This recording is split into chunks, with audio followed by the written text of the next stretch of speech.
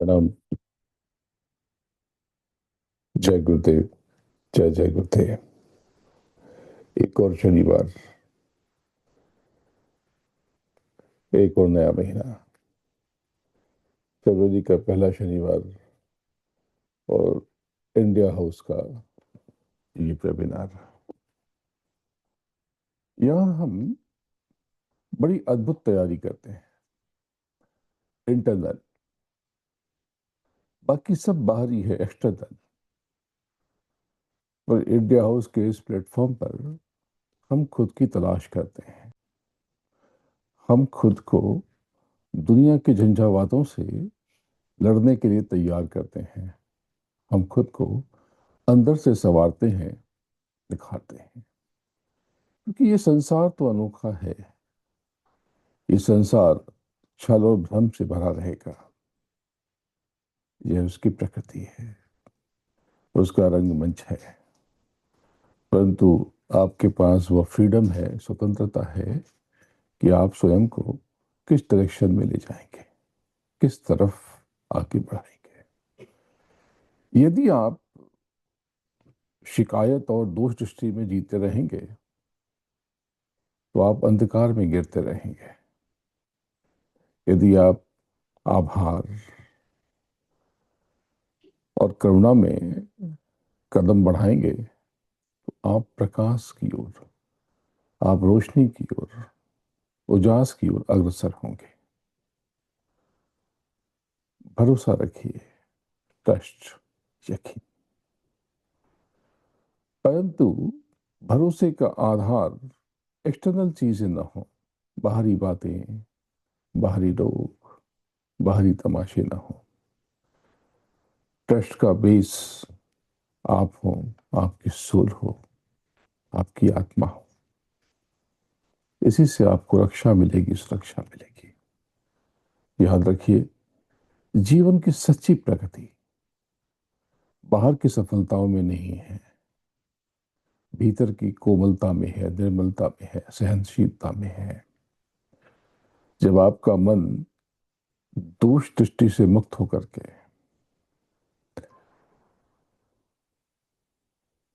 करुणा दृष्टि में बदल जाता है,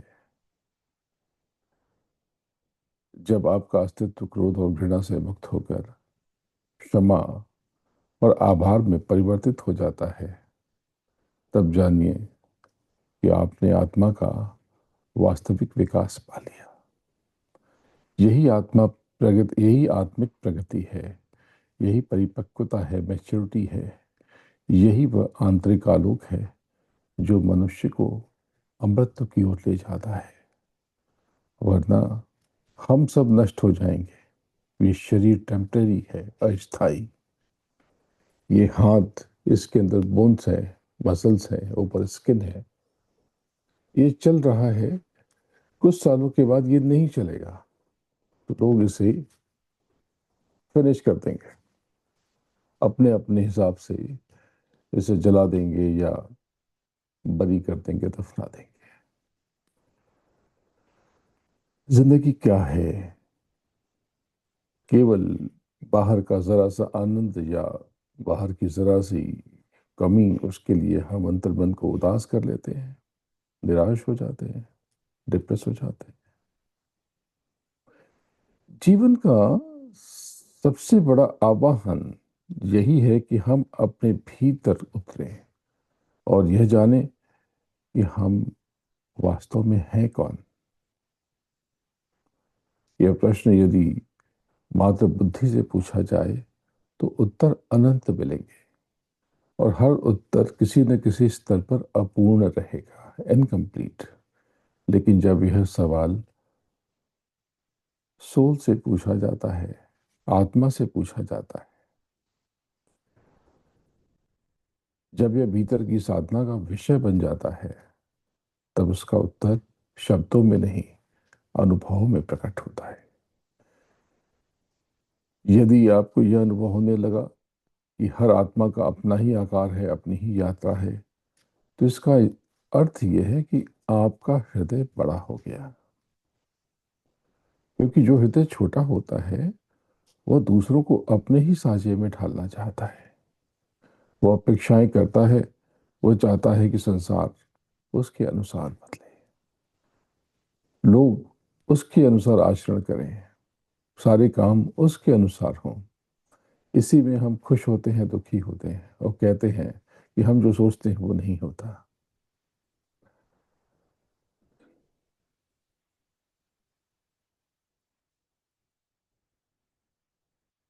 लेकिन जब हृदय बड़ा हो जाता है और वह स्वीकार कर लेता है कि हर व्यक्ति अपनी अलग अलग यात्रा पर है, हर आत्मा अपने अलग अलग मार्ग पर है, तब अपेक्षाएं अपेक्षाएं टूट जाती हैं और केवल देने की, बांटने की प्रवृत्ति शेष रह जाती है। देना, देना देना नहीं होता।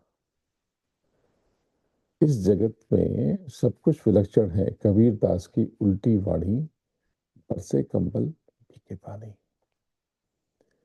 देने की प्रवृत्ति ही आपको समृद्ध बनाती है, रिच बनाती है, आपको पूर्णता की तरफ ले जाती है, कंप्लीट कंप्लीट लाइफ की तरफ आपको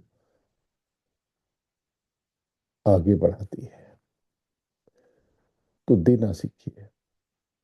देने का मतलब केवल धन नहीं है, केवल पैसा या डॉलर नहीं है। आपके पास जो है वो दीजिए, अपनी सर्विसेज दीजिए, अपनी सेवाएं दीजिए, अपना अनुभव दीजिए, अपना नॉलेज दीजिए, अपना योग सहयोग दीजिए। इंडिया हाउस जैसी ऑर्गेनाइजेशन के साथ जुड़िए। ये लोग केवल देते हैं। देने की कला आपको इनसे भी सीखनी चाहिए। या आप जहां पर हैं वहां पर इस तरह की ऑर्गेनाइजेशन से आप जुड़ सकते हैं। इस समय मैं ह्यूस्टन में ही हूँ। ह्यूस्टन टेक्सास का बहुत बड़ा शहर है और यहाँ मैं पिछले 8-10 सालों से काफी समय बिताता। तो जब आप देने की प्रवृत्ति अपनाते हैं, जब आप देना चाहते हैं तो आप दाता बन जाते हैं और यही आपका वास्तविक रूपांतरण है। तब साधक साधना बन जाता है जब उसके भीतर से डिमांड, मांग समाप्त हो जाती है और केवल अर्पण शेष रह जाता है। साधना वही है जहां लेना देना खत्म हो, जहां लेना खत्म हो और देना सहज और सरल हो। क्या आपने कभी ठहर कर स्वयं से यह प्रश्न किया है कि हु एम आई, मैं कौन हूं? नहीं तो क्यों नहीं? ये बॉडी, ये शरीर आप नहीं है। जो आपका नाम रखा गया, ये नाम भी आप नहीं है। यह पद, यह परिचय, पोजीशन, वेल्थ, रेस्पेक्ट, प्रतिष्ठा, ये सब आप नहीं है। ये सब कुछ आपको सोसाइटी ने, समाज ने, लोगों ने दिया है, बाहरी व्यवस्था ने, एक्सटर्नल अरेंजमेंट ने दिया है। बॉडी, ये देह नेचर ने दी है, प्रकृति ने दी है। पद सिचुएशन ने, परिस्थितियों ने दिया है। नॉलेज आपका, आपके आसपास की सराउंडिंग्स, आपके आसपास के माहौल से मिला है। किसी ने आपसे कहा कि इंजीनियरिंग कर लें तो आपने इंजीनियरिंग के बारे में सोचना शुरू कर दिया। आपकी आपके स्कूल ने, कॉलेज ने, आपकी क्लास ने, आपके टीचर्स ने आपको मेडिसिन के बारे में बताया तो आप डॉक्टर बन गए। तो ये परिचय समय ने दिया है, किंतु आप क्या हैं? आप कौन हैं? कभी सोचिए तो। यदि इस प्रश्न का उत्तर शब्दों में दिया जाए तो वह उत्तर आंशिक होगा, थोड़ा सा। वो सत्य हो भी सकता है और नहीं भी। लेकिन यदि आपको इस सत्य का प्रत्यक्ष अनुभव हो जाए तो फिर संदेह का कोई स्थान ही नहीं रहेगा। तब एक निर्विकल्प निश्चय प्रकट होगा जहां प्रश्न और उत्तर दोनों समाप्त हो जाते हैं, खत्म हो जाते हैं। इसलिए हर ऋषि, हर मुनि, हर पैगंबर, हर सदगुरु की प्रथम पुकार यही रही है, खुद को जानो, स्वयं को पहचानो। यह वाक्य सुनने में सरल है, परंतु इसमें संपूर्ण जीवन दर्शन छिपा हुआ है। क्योंकि जब तक आप स्वयं को नहीं पहचानेंगे, तब तक प्रभु भी आपके लिए सिर्फ एक कल्पना मात्र रहेगा। हर व्यक्ति अपने अपनी तरह से अपने अपने प्रकार के प्रभु की कल्पना और संकल्पना करेगा। आप ईश्वर के बारे में पढ़ सकते हैं, सुन सकते हैं, बहस कर सकते हैं, लेकिन जब तक स्वयं का बोध नहीं होता, तब तक प्रभु केवल शब्द है, अनुभव नहीं। आध्यात्म की क्या जरूरत है? क्योंकि बहुत से सवाल जीवन में ऐसे हैं, प्रश्न ऐसे हैं जिनका उत्तर आपको ऑनलाइन सर्च इंजन पर नहीं मिलता। बहुत से प्रश्नों का उत्तर आपको एआई नहीं देता। एआई यानी आर्टिफिशियल इंटेलिजेंस। आपके भीतर नेचुरल इंटेलिजेंस है, उसको एक्टिव कीजिए, एक्टिवेट कीजिए, सक्रिय कीजिए। जब आप भीतर की ओर मुड़ते हैं और अपने अस्तित्व की तहों को हटाने लगते हैं, तो पहले आपको शरीर का आवरण मिलता है, बॉडी।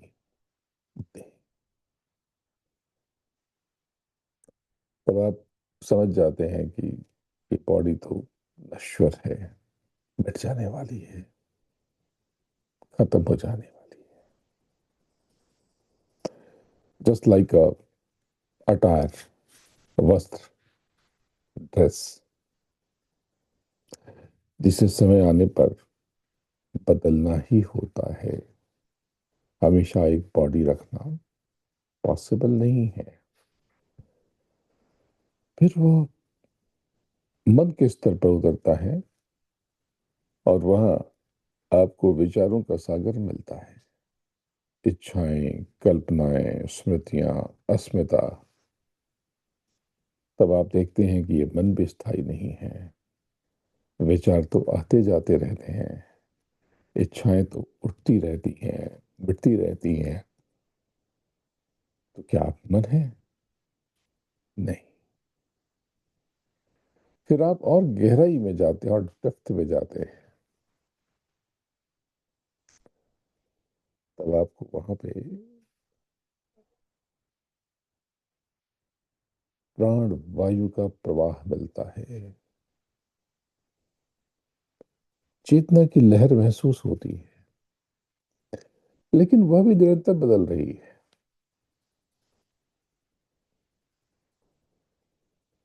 तब आप अपने और भीतर जाते हैं और तब आपको अपने भीतर एक ऐसी मौन सत्ता का अनुभव होता है जो न बदलती है, न घटती है, न बढ़ती है। वही आपकी रूह है, आपकी चेतना है, आपकी आत्मा है, आप हैं। वही आपका वास्तविक रूप स्वरूप है। यही कारण है कि उपनिषदों ने उद्घोष किया कि तत्त्वमसि, तू वही है। यही वजह रही होगी कि गीता में श्री कृष्ण ने कहा, न जायते म्रियते वा कदाचित, नायम भूत्वा भविता वा न भूयः, अजो नित्यः शाश्वतो अयं पुराणो न हन्यते हन्यमाने शरीर। आत्मा न जन्म लेती है, न मरती है, न नष्ट होती है, न प्रकट होती है, उत्पन्न होती है। शरीर के नष्ट होने पर भी आत्मा नष्ट नहीं होती। देह के मिटने पर भी आप नहीं मिटते, आप होते हैं, आप रहते हैं। जब यह बोध प्रकट होता है, तो आपके भीतर एक क्रांति घटती है, रिवोल्यूशन। तब आप यह जान लेते हैं कि यह जीवन कुछ दिनों की यात्रा नहीं है। जो लोग सोचते हैं कि ये जीवन खत्म हो जाएगा तो मुक्ति मिलेगी, अब बहुत हो गया, बहुत से लोग कहते हैं अब हम थक गए हैं, अब मुक्ति मिल जाए। लेकिन जब आप अपने भीतर जाते हैं तब लगता है कि नहीं, ये टेम्परेरी ट्रैवल नहीं है, ये मात्र कुछ दिनों का सफर नहीं है, यह तो आत्मा की अनंत यात्रा का एक छोटा सा पड़ाव है। तो जब आपको यह एहसास होता है तब शिकायतें मिटने लगती हैं, अपेक्षाएं छूट जाती हैं, तब आपका जीवन करुणा और आभार से भर जाता है। जो व्यक्ति इस अनुभव तक पहुंच जाता है वह जान लेता है कि संसार की सारी पीड़ाएं, सारी कलह, सारी संघर्ष केवल इस भ्रम से है कि मैं यह शरीर हूं,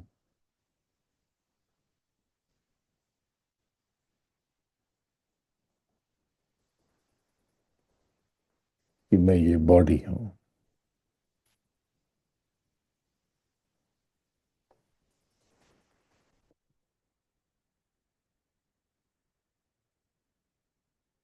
कि मैं यह नाम हूं, कि मैं पोजीशन हूं, कि मैं यह डिग्री हूं। जब यह भ्रम टूटता है तब सारा दुख भी खत्म होने लगता है। यदि आपको परमात्मा को जानना है, सदगुरु को पहचानना है, तो सबसे पहले खुद को जानना होगा, अपने आप को पहचानना होगा। प्रभु बाहर कहीं आकाश में बैठा नहीं, वो आपके भीतर है, आप में है। लेकिन जब तक आप स्वयं को नहीं पहचानते तब तक वह अदृश्य रहता है। जैसे कोई व्यक्ति समुद्र के किनारे खड़ा होकर केवल लहरों को निहारता है और कहता है कि यह समंदर है, लेकिन समंदर लहरों में नहीं है, समंदर लहरों की उछाल में भी नहीं है, समंदर लहरों की ये फैलावट और विस्तार में भी नहीं है। समंदर गहराई में है, डेप्थ में है। वैसे ही प्रभु, परमात्मा, अल्लाह ताला, वाहिगुरु, रब नामों और रूपों में नहीं है, वह आपके भीतर, आपकी आत्मा की गहराई में। तो एक बात आप समझ लें कि स्वयं को जानना ही साधना का मुख्य लक्ष्य है। और ये टेक्निक कमाल की है, आपने स्वयं को जान लिया, सारी चीजें हल हो गई, सॉल्व हो गई। ये साधना किसी बाहरी उपलब्धि की ओर नहीं, भीतर के अनुभव की ओर ले जाती है। जब आप यह जान लेते हैं कि आप शरीर नहीं हैं, मन नहीं है, नाम नहीं है, पद नहीं है, पैसा नहीं है, तब आप यह भी जान लेते हैं कि आप मृत्यु भी नहीं है।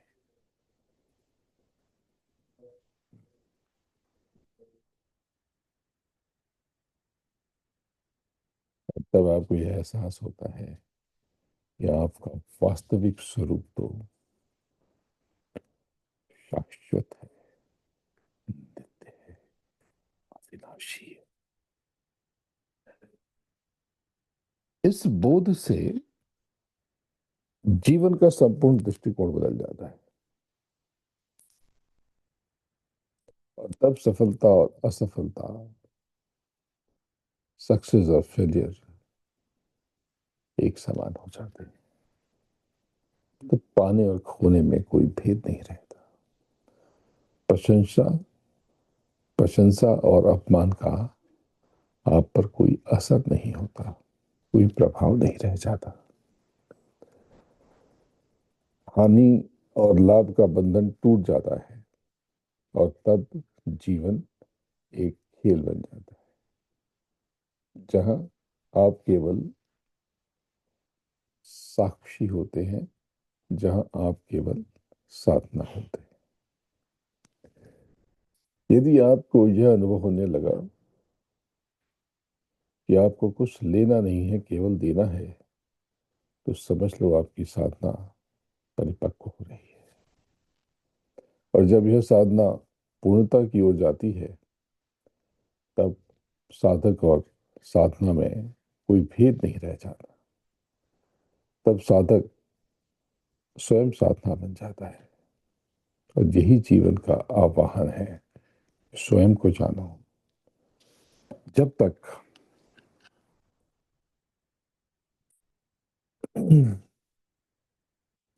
आप ये नहीं जान लेते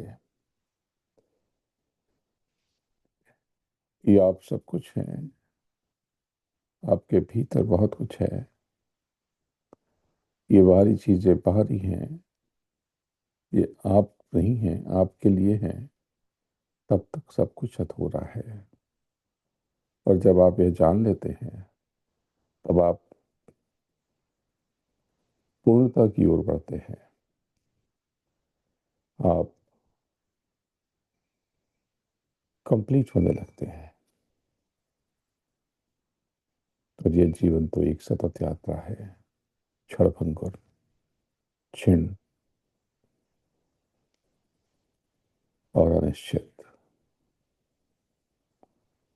टेम्परेरी। और इस यात्रा के दरमियान एक दूसरे के संग बिताया गया समय कितना लघु है, कितना छोटा है, कितना लिमिटेड है, कितना सीमित है। कुछ ही पड़ाव के बाद हम सबको इस रथ से उतर जाना है। इसलिए जब तक हम लोग साथ हैं, उन चंद पलों को आत्मबोध की तरफ ले जाएं, भीतर के अविचल आनंद को जानने के लिए, पहचानने के लिए यत्न करें, कोशिश करें, प्रयास प्रयास करें। अपने हृदय में सभी के प्रति प्रेम, करुणा और समता का भाव रखें। किसी की नासमझी, अवांछित व्यवहार या कटुवाणी पर अपनी कीमती प्रतिक्रिया देकर आप क्यों अपनी ऊर्जा का अपव्यय करें। तुच्छताओं पर बहस कर, रूठ कर, झुंझला कर या शिकायतें लेकर आप क्या अर्जित कर लेंगे, क्या पालेंगे, क्या हासिल कर लेंगे। विचार तो करें। जब यह पूरा जीवन ही एक क्षण सा है, तो व्यर्थ की उलझनों से उसे क्यों मलिन करें, खराब करें। जीवन का यह वाहन या जहाज या रथ निरंतर आगे बढ़ रहा है, बढ़ता जा रहा है। हम सभी उसमें यात्री भर हैं। न यह साथ बहुत लंबा है, न यह राह बहुत स्थिर। इस नश्वर संसार में हमारी सांसों की गिनती सीमित है। जो थोड़ा सा जीवन बाकी है, शेष है, उसे अशांति, असंतोष, रोष, कटुता, कुंठा, कलह और तर्क वितर्क जैसे नकारात्मक भावों में भला क्यों गंवाना। अगर किसी ने आपका अपमान कर दिया, इंसल्ट कर दी, नीचा दिखाया या नाजायज व्यवहार किया, तो भी आप न टूटे, न बिखरे, न क्रिया प्रतिक्रिया दें। चुप रहें, मौन, स्थिति प्रज्ञ बने रहें। यह स्मरण रखें, यह सफर बेहद छोटा है। अगर किसी ने आपके प्रेम का अपमान किया, आपके सद्भाव का जवाब कुटिलता से दिया, तो भी मन को शांत रखें। ये संसार न्यायालय नहीं, यह तो एक रंगमंच है, जहां सभी पात्र अपनी अपनी भूमिका का निर्वहन कर रहे हैं। कोई आपकी अच्छाइयों का सेहरा स्वयं के सिर पर बांध ले, या आपके पुरुषार्थ का, एफर्ट्स का श्रेय खुद हथिया ले, आपका क्रेडिट खा जाए, तो भी विचलित ना हो। ये लाइफ, या जीवन तो किसी शतरंज की भांति है। खेल समाप्त होते ही राजा, वजीर, प्यादे सब एक ही डिब्बे में लौट जाते हैं। अंत में कौन जीता कौन हारा, यह इतिहास नहीं पूछता, क्योंकि इतिहास को याद नहीं रहता कि कौन कौन सूरमा है और कौन मिट्टी में मिल गए। इसलिए जब कोई आपकी प्रशंसा करे या अपमान करे, सम्मान दे या तिरस्कार करे, आप समभाव में रहें। किसी और के कर्म आपके स्वभाव को, अपने स्वभाव को आप न डिघाएं, न हिलाएं, अपने विश्वास को न तोड़ें। आप वही रहें जो आप हैं, निष्प्रिय, निर्मल और जागरूक। अपने कर्मों की बागडोर स्वयं के हाथ में रखें, दूसरों की प्रतिक्रियाओं के हाथों में नहीं, दूसरे के नियंत्रण में नहीं, स्वयं के कंट्रोल में रहें। जीवन की इस अस्थायी यात्रा को सार्थक बनाना है तो उससे भीतर के मौन, शांति और करुणा से संवारिए। यही आत्मा का सौंदर्य है। यही उस लघु यात्रा का सार है जिसे हम जीवन कहते हैं। जब जब आप सब संसार को प्रेम से निहारते हैं तो यह जरूरी नहीं है कि सारी दुनिया भी आपको उसी प्रेम से देखेगी। जब आप किसी को आदर देते हैं तो कुछ भी पक्का नहीं है कि दुनिया भी आपको आदर देगी। परंतु एक बात सुनिश्चित है कि आपकी दृष्टि अब प्रेममय हो चुकी है, और जो भी लौटेगा वह केवल प्रेम ही होगा। होगा चाहे जो, लेकिन आप उसमें से चुनेंगे तो केवल प्रेम। इसमें घृणा का, नफरत का कोई स्थान नहीं होगा। यदि कोई आपसे द्वेष रखता है, घृणा करता है, तो विषाक्त भाव उसी के पास ठहर जाएगा, लौट जाएगा। आपके पास अब वह टिक भी नहीं सकता। आप तो प्रेममय हो गए। आपके भीतर अब द्वेष के लिए कोई स्थान ही नहीं रहा। और यदि आप स्वयं किसी से द्वेष करते हैं तो यह निश्चित मानिए वो घृणा अपने ही भीतर लौट आएगी, तुम्हारे भीतर ही जड़ें जगमगाएगी और आपको भीतर से खंड खंड करेगी, खंडित करेगी। और फिर आप चुपके से प्रेम की जगह घृणा में ढल जाओगे और घृणित हो जाओगे। जो दूसरों की निंदा करता है वो चुपचाप निंदा को आमंत्रित करता है और निंदित हो जाता है। यदि आप सब पर भरोसा करते हैं तो ये जरूरी नहीं है कि सारा संसार भरोसेमंद बन जाए। नहीं, संसार अपने रूप स्वरूप में वैसा ही रहेगा जैसा है, अपनी चालबाजियों, छल और भ्रमों के साथ।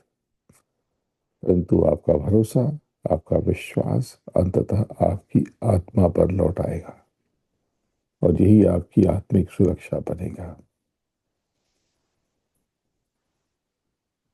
आपके भीतर के रंगों से ही आप रंगीन होते हैं।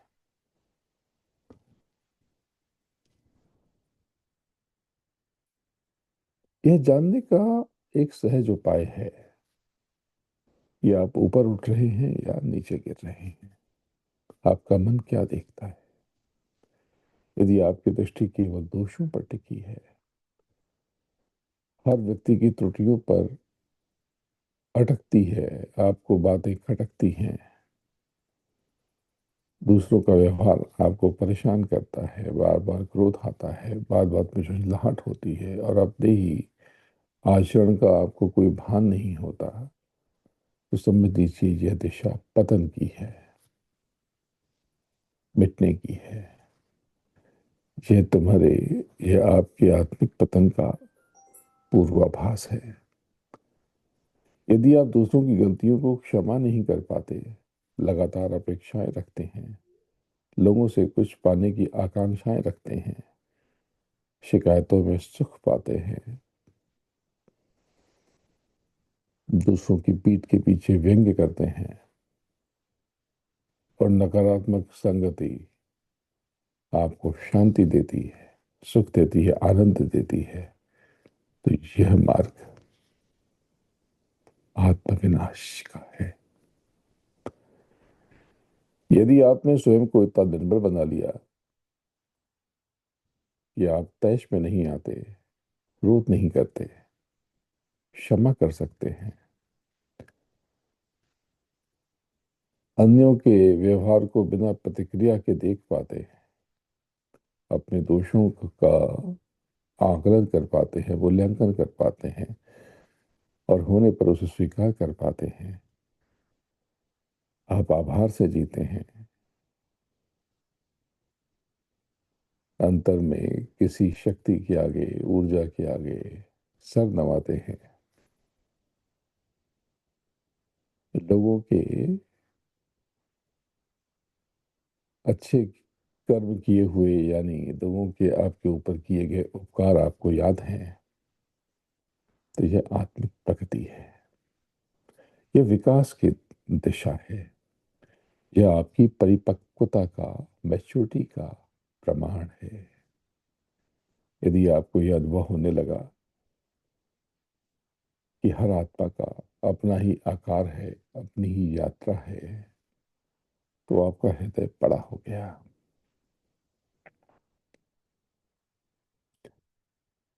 यदि आप अब किसी से कोई अपेक्षा नहीं रखते, उम्मीद नहीं रखते, कुछ लेना नहीं चाहते, सिर्फ देना चाहते हैं, तो समझ लीजिए कि अब आप एक साधक नहीं, एक साधना बन चुके हैं। क्या कभी आपने ठहरकर स्वयं से पूछा है कि मैं कहाँ से आया हूं, मुझे कहाँ जाना है? जो मैंने अभी कहा कि यह नाम तो आपका समाज दे रखा है, और आपकी देह प्रकृति की भेंट है, पर आप कौन है? तो इसका आपको जवाब अपने भीतर उतर के तलाश करना पड़ेगा। संसार के हर धर्म में एक सर्वशक्तिवान सत्ता की बात होती है।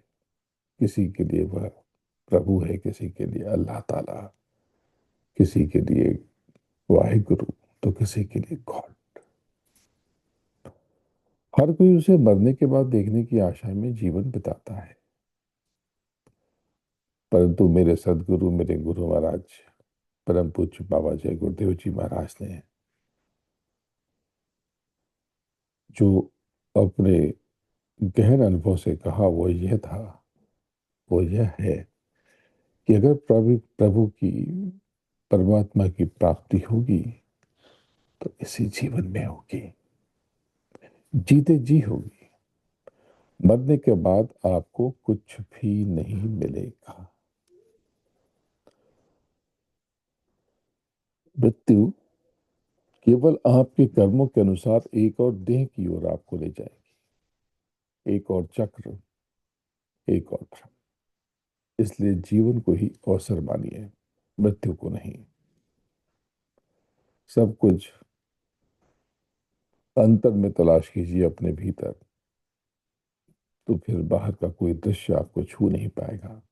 आप प्रेम बन जाएंगे, शांति बन जाएंगे, और जो बोएंगे वही लौटकर आपके जीवन को आलोकित करेगा, चमत्कृत करेगा। हर नया सवेरा केवल दिन का आरंभ नहीं होता, वो जीवन की पुनर्प्राप्ति है। यह एक नवीन जन्म है, एक और अवसर, जिसमें सृष्टि हमें फिर से देखना चाहती है। क्या आज हम अपने भीतर के सूर्य को पहचान पाते हैं? क्योंकि हमारे भीतर बहुत रोशनी है, बहुत प्रकाश है। जब आप शब्द योग के माध्यम से अपने भीतर उतरेंगे, तब पहचान पाएंगे। सुबह जब हम नींद की सुप्तावस्था से चेतना में लौटते हैं, तो उस क्षण हमें केवल एक बात का स्मरण होता है, होना चाहिए, वो है कृतज्ञता।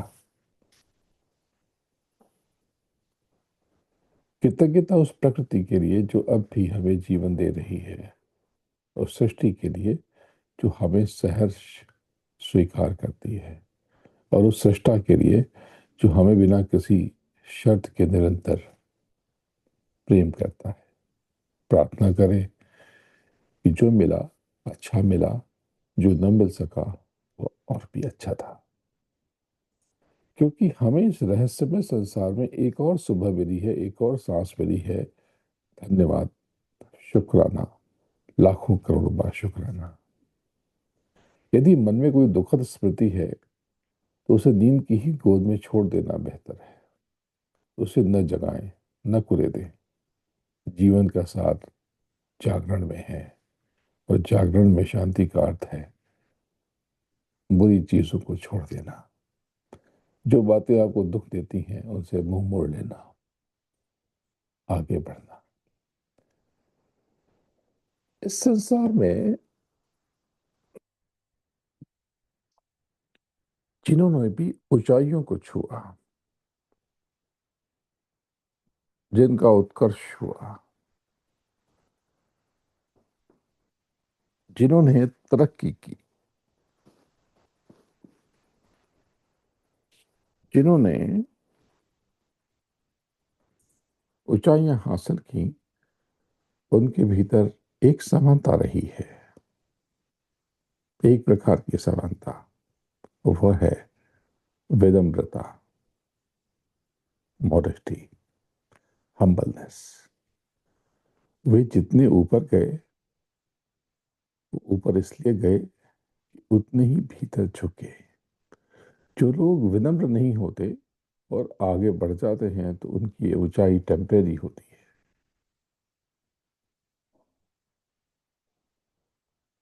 क्योंकि जो स्वयं को बड़ा समझ बैठता है वो कभी महान नहीं बन पाता। सच्चा व्यक्ति तो अपने भीतर नन्हा हो जाता है, छोटा हो जाता है, जर्रा बन जाता है। क्योंकि वह जानता है कि वह केवल एक मीडियम है, माध्यम है। वो एक निमित्त है प्रभु के कार्य का, इस प्रकृति के अभियान का। और जो खुद को ही श्रेय देने लगता है, खुद को ही सारा क्रेडिट देने लगता है, या खुद को ही कुछ होने का कि वहम में रहता है, भ्रम पाल लेता है, सक्सेस, सफलता उन्हें शीघ्र ही त्याग देती है। अहंकार के साथ खड़ी इमारतें अधिक देर तक नहीं टिकती, और सेवा में लीन निष्प्रिय आत्माएं इतिहास के पन्नों में नहीं, हृदयों में अंकित होते हैं। यह जीवन सागर के समान है, जिसके किनारे बैठकर उसकी लहरों को निहारना मन को शीतलता देता है। पर जैसे ही हम लहरों में उतरते हैं, डूबने क्यों लगते हैं? जीवन के जल में उतरने का साहस तभी सार्थक है जब हम अलिप्तता की नौका में सवार हों। संसार में रह करके भी निर्लिप्त रहें, इसमें लिप्त न हो। जो होता है उसे होने दें। अलिप्त रहना मतलब संसार में रहकर भी संसार के प्रभाव से, इसके असर से अछूते रहना।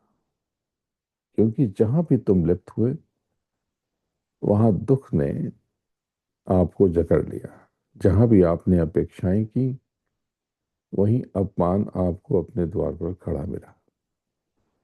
जीवन का रहस्य यही है कि जो हो रहा है उसे होने दो। क्योंकि आप केवल कर्म के अधिकारी हैं, फल के नहीं।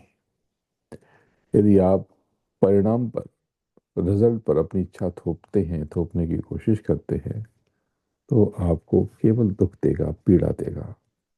यदि आप उसको स्वीकार करते हैं तो वो आपको बल देगा, संबल देगा, साहस देगा, हौसला देगा, ज्ञान देगा। प्रकृति में कुछ भी आपकी मर्जी से नहीं होता। आपकी मर्जी जहां पर गौड़ है, उसे हर जगह थोपने की कोशिश मत कीजिए। आपकी मर्जी से एक जर्रा भी नहीं हिलता, ना आपका जन्म ना आपकी मृत्यु। तो फिर जीवन की घटनाएं आपकी मर्जी से या इच्छा से होंगी कैसे? हर घटना का एक कारण होता है और हर कारण का एक प्रभाव। यह कारण प्रभाव का चक्र ही जीवन का विज्ञान है। जैसे गन्ना कारण है, शुगर केन, तो शुगर चीनी उसका प्रभाव। बीज कारण है तो वृक्ष उसका प्रभाव। इसी तरह आपके कर्म कारण है और उनका फल, परिणाम, प्रभाव। इसलिए आध्यात्मिक साधना भी कोई रहस्य नहीं, यह भी एक विज्ञान है, पूर्णतः तर्क संगत और कार्य कारण के नियमों में आबद्ध। हमने इसमें पहले भी थोड़ी सी बात की है कि आपकी जो बॉडी है, इसका जो हार्ड डिस्क है, आपका ब्रेन, ये दो पार्ट में है, लेफ्ट और राइट, बायां और दायां। लेफ्ट ब्रेन एनालिसिस करता है, विश्लेषण करता है, आकलन करता है, उसके पास लॉजिक है, कैलकुलेशन है,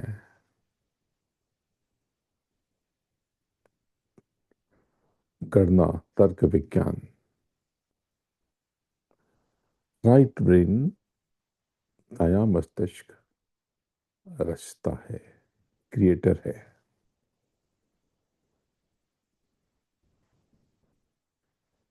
कला, कल्पना, सौंदर्य। जब आप दोनों में समन्वय कर पाते हो, कर लेते हो, तब आप साधारण नहीं रहते, तब आप सृजनशील बन जाते हैं, ब्रह्मा की तरह।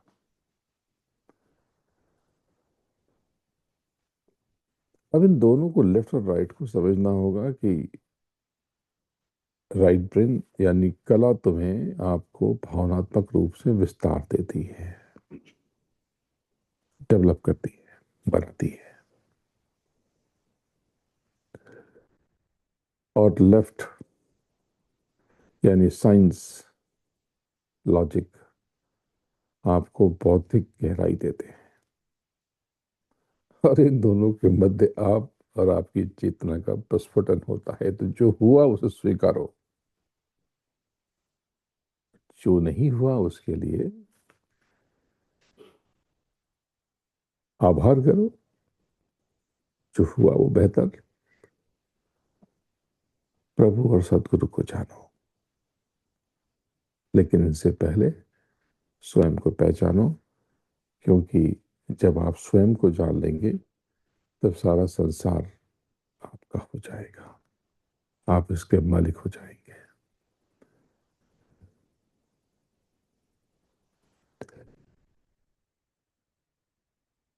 अब वो एक कथा पहले सुनाई है शायद।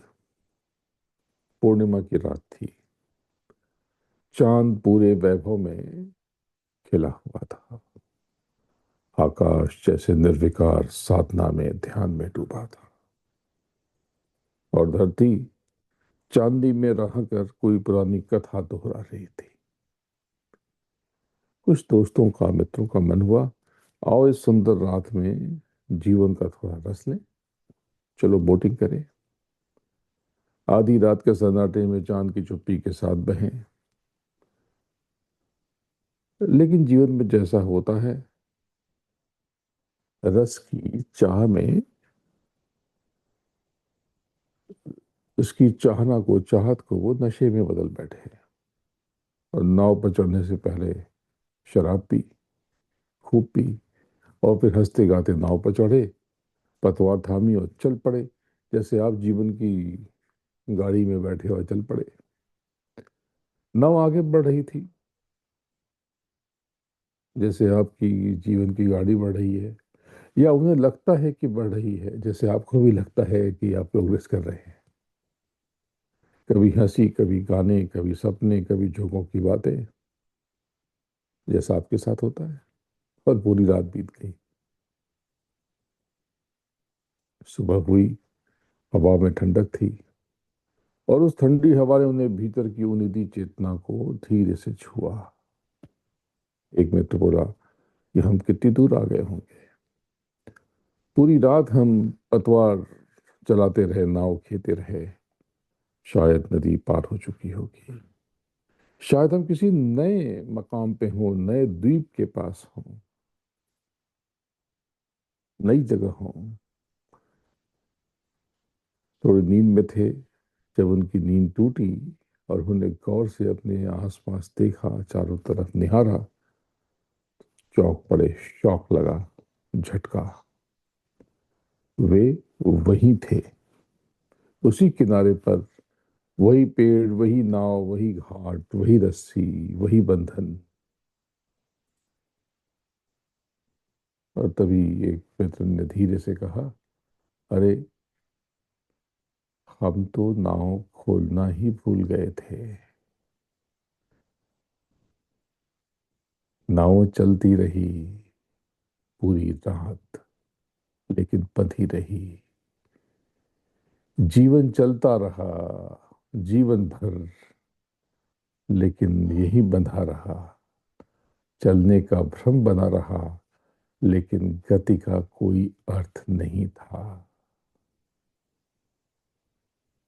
जिन्होंने अपने जीवन की नाव को शरीर, विचार और भावनाओं की रस्सियों से बांध रखा है, वो जन्मों जन्मों तक कर्म की पतवार चलाते रहेंगे, लेकिन गति शून्य रहेगी। जगत से बंधे रहोगे तो संसारी बन जाओगे और यहीं रह जाओगे। जागृति की ठंडी हवा जब भीतर उतरेगी, तब पता चलेगा कि जीवन का सबसे बड़ा विस्मरण यही था कि हमने नाव खोली ही नहीं। ध्यान नाव खोलने की कला है, और मुक्ति वह दिशा है जिसमें हवाएं आपको स्वतः बहा ले जाए। इसलिए सदगुरु कहते हैं कि नाव खोल दो, पाल खोल दो, प्रभु की हवाएं चल रही हैं। तुम्हें चलना चलाना नहीं है, केवल खुद को छोड़ देना है। नाव चलाना कठिन नहीं है। उसकी रस्सियों को खोलना कठिन है। उलझ कर हम हिसाबे जिंदगी में गड़बड़ा बैठे, और बहुत कुछ जोड़ने के फेर में खुद को घटा बैठे। रास आ गई कानों को जंजीरों की झंकारें। रास आ गई कानों को जंजीरों की झंकारें। चाहा ही नहीं हमने जिंदा से रिहा होना। जिंदा यानी जेल। तो नाव चलाना कठिन है, लेकिन रस्सियों को खोलना कठिन है। नाव चलाना कठिन नहीं है, रस्सियों को खोलना मुश्किल है। क्योंकि रस्सियां रस्सियां बाहर नहीं, भीतर बंधी हैं। तो जब भीतर से रस्सियां टूटती हैं, तभी जीवन की नाव प्रवाहित होती है आनंद की ओर। तो इस ब्रह्मांड में कुछ भी स्थिर नहीं है। न तारे, न सितारे, न ग्रह, न मनुष्य, न मन। सब कुछ प्रभावमान है, चलायमान है, परिवर्तनशील है। ब्रह्मांड स्वयं एक नर्तन है, एक नित्य चलायमान लीला। ऐसे में यदि हम किसी वस्तु, व्यक्ति या स्थिति को रोक लेने की, स्थायी बना देने की कोशिश करेंगे, तो यह प्रयास स्वयं जीवन के स्वभाव के विरुद्ध होगा। वो परिणाम स्वरूप आपको केवल दर्द मिलेगा, पीड़ा मिलेगी, दुख प्राप्त होगा। और यदि दुख है, यदि मन बेचैन है, जीवन व्यथित प्रतीत होता है, व्यर्थ लगता है, तो जान लीजिए यह आपकी लड़ाई नहीं, आपकी चेतना की पुकार है। आप स्वीकार करें, समर्पित हो जाएं, क्योंकि हर कष्ट के साथ प्रकृति वह शक्ति भी देती है जो उसे सहने की क्षमता बनती है, ताकत बनती है। जीवन किसी को अधूरा नहीं देता, बस हम स्वयं उसे अपनी सोच से अधूरा बना देते हैं। स्वीकारोक्ति ही वह प्रथम सोपान है जिससे होकर आत्म परिवर्तन की यात्रा का आगाज होता है, आरंभ होता है। जब हम रिजल्ट यानी परिणाम की चिंता करते हैं, तब हम भविष्य में जीने लगते हैं जो ना अस्तित्व में है, ना आपके वश में है। केवल कर्म, केवल यह क्षण, यह अब प्रेजेंट ही सत्य है। इसी क्षण को पूर्णता से जी लीजिए। यहीं से जीवन आपका खिल उठेगा, चहक उठेगा, महक उठेगा, महमहा उठेगा। आपकी शक्ति आपके प्रयास में है, आपकी प्रार्थना आपकी गुणवत्ता में है। यदि आपने अपने कर्म को प्रेम और समर्पण से किया है, तो परिणाम चाहे जो हो, वह कर्म आपका शत्रु नहीं बन सकता। आपका विश्वास, आपका आत्मबल, यही आपकी सबसे बड़ी पूंजी है, कैपिटल है, वेल्थ है। यदि विश्वास टूट गया, तो आपके पास शेष क्या बचेगा? पर यदि यह अडिग रहा, तो संसार की कोई भी शक्ति आपको तोड़ नहीं सकती। तो बेवजह खुद को वहम में न डालें, संदेह में न डालें। कोई संदेह पैदा भी करे, तो तुरंत उस वहां से सर घुमा लें। आपका मन यदि शांत और विश्वास से पूर्ण है, तो आप हर रोग, हर विघ्न, हर सफलता को मात दे सकते हैं। पर यदि मन ही पराजित हो गया, तो फिर बाहरी पराजय से क्या डरना? प्रभु ने आपको अपनी ही छाया से रचा है। आप ब्रह्मांड की चेतना का अंश हैं। आपको कमजोर महसूस कराना स्वयं पूर्ण ब्रह्म की रचना को अपूर्ण कहना होगा। इसलिए चिंता केवल उन बातों की कीजिए जिन्हें आप बदल सकते हैं। जिन पर आपका अधिकार ही नहीं है, उन्हें पकड़कर रोने का कोई अर्थ नहीं है। संसार को आप अकेले नहीं बदल सकते हैं, पर अपने भीतर के संसार को अवश्य रूपांतरित कर सकते हैं। बाहरी दुनिया में आप एक लहर हैं, लेकिन अपने भीतर आप स्वयं समुद्र हैं। तो इस लहर को, इस समुद्र को, इस जल का इस्तेमाल कीजिए। इंडिया हाउस जैसी ऑर्गेनाइजेशन से स्वयं को जोड़िए, या अपने अपने शहरों में, आप अमेरिका के किसी अन्य राज्य में हैं, अन्य शहर में हैं, तो वहाँ इस तरह की कोई ना कोई व्यवस्था होगी जहाँ आप अपने छोटे छोटे कर्मों को एक बड़े सरोवर में डाल करके अपने कर्म को विशाल कर सकते हैं, विराट कर सकते हैं। आपके भीतर एक दिव्य सामर्थ्य छिपा हुआ है, एक ऐसी शक्ति जो हर तूफान में भी मौन रह सकती है, जो हर अंधकार में भी अपने भीतर चिराग जला सकती है, दीपक प्रज्वलित कर सकती है। जीवन जब भी आपको किसी विकट मोड़ पर खड़ा खड़ा करे, तो आपके पास दो ऑप्शन हमेशा होते हैं। एक हार मानकर उस मोड़ को, उस टर्न को, उस टर्नआउट को बुरा समझना, शोक मनाना, उदास हो जाना, दुखी होना। और दूसरा, उसे अवसर में बदलकर एक नया पथ बनाना। दोनों में से करना क्या है? सिलेक्शन आपका है, चुनाव आपका है। जो लोग पॉजिटिव सोचते हैं, वो पॉजिटिव करते हैं, जिंदा दिल रहते हैं, और वो ही इतिहास बनाते हैं। याद रखिए, दुख बाहर नहीं होता, वह आपके भीतर की सोच का प्रतिफल है। एक किंग, एक राजा महलों में भी अशांत हो सकता है, और एक फकीर धूप में बैठा प्रभु से मिल सकता है। क्योंकि जीवन की व्याख्या बाहर से नहीं, भीतर से होती है। इसलिए अपने विचारों को बदलिए, संसार अपने आप बदलता हुआ प्रतीत होगा। जब आपके विचार बदलेंगे, तभी आप अपने भीतर उतर पाएंगे। शब्द योग में सुमरन, ध्यान और भजन, ये तीन हिस्से हैं जो आपको आपसे मिलाते हैं।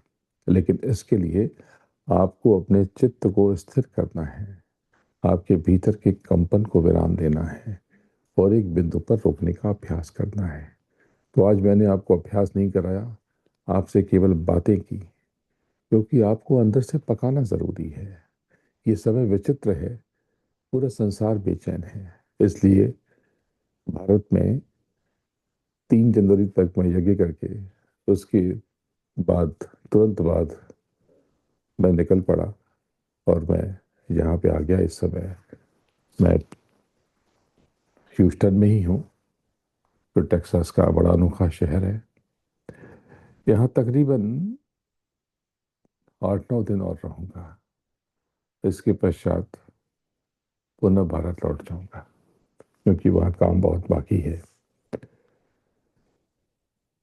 वहाँ पर कई सारी यात्राएं हैं, कई कार्यक्रम प्रस्तावित हैं जो अभी होने वाले थे, लेकिन मैं जो तत्काल यहाँ पर आ गया अचानक से।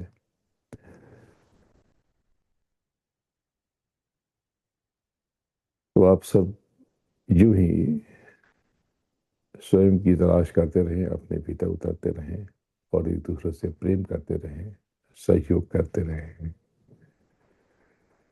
योगी बने, एक दूसरे से जुड़ें और जोड़ें। इंडिया हाउस जैसे नॉन प्रॉफिट से जुड़ें। आप इनकी मदद नहीं करेंगे, इनसे जुड़ के आप स्वयं की मदद करेंगे। सेवा करें, सब कुछ सेवा है। सेवा मूल है। सेवा से विनम्रता आती है, सेवा से प्रेम बढ़ता है। अगले महीने पहले शनिवार को पुनः आपसे मुलाकात होगी और बात होगी। प्रणाम। जय गुरुदेव। जय जय गुरुदेव।